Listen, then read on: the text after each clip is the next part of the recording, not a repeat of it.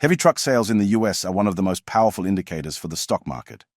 Every time the stock market has dropped in the past few decades, truck sales started falling about a year before. Since trucks are big, expensive, and only bought when companies feel confident about future demand, a slowdown usually means businesses are starting to pull back. It's a simple but very strong signal.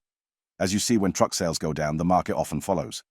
When we shift truck sales forward by 6 months, the correlation with the S&P 500 jumps to approximately 56% across the full timeline. Truck sales are a big deal because they give a real look at what's happening in the economy.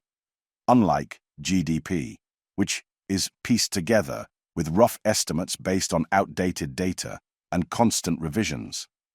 GDP might tell you what happened last quarter, maybe, but it doesn't catch turning points well, and it often misses what's actually going on deep in the business environment. Most other indicators just move alongside the stock market, not ahead of it.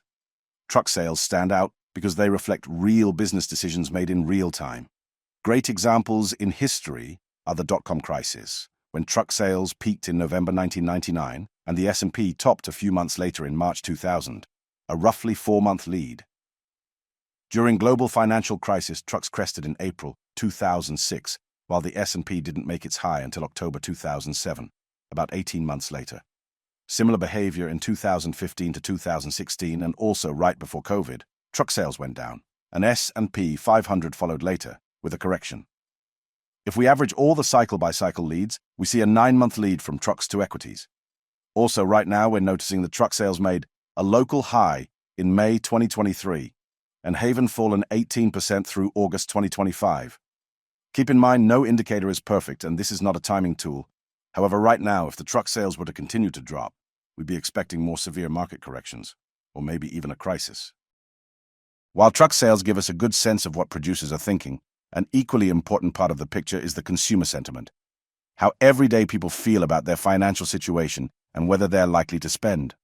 Over the past few years, US consumer sentiment has steadily declined, and right now it's sitting near the lowest levels in the past 30 years.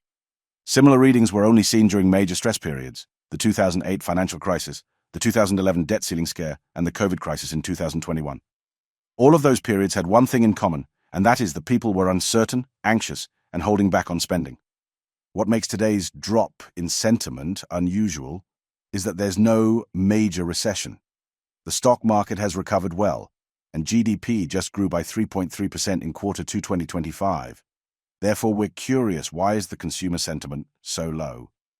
We believe there is a high chance of consumers reflecting the lingering anxiety of tariffs. As you know, United States imposed tariffs on basically majority of other countries in the world since the beginning of this year. Just as of right now, in August 2025, some countries like India even face 50% tariffs. Tariffs, in essence, are taxes on imported goods, which raise the cost of foreign products entering the country. When the United States imposes tariffs on imports, whether it's 35% on Canadian goods or 50% on Indian products, those added costs are usually passed down the supply chain to businesses and, ultimately, to consumers. This means Americans may face higher prices for everything from electronics to household goods, which directly fuels inflation. If people believe prices will continue to rise due to ongoing tariffs, they may accelerate purchases now or demand higher wages, which in turn pressures actual inflation further. If we look at the inflation expectations, we notice consumers now anticipate prices to rise at 4.9% over the next year and 3.9% annually over the next 5 to 10 years.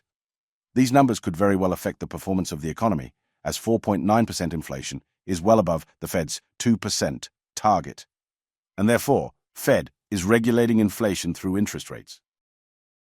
Interest rates sit at the core of how the US economy and markets function, and they drive the same cycles we've observed in indicators like heavy truck sales.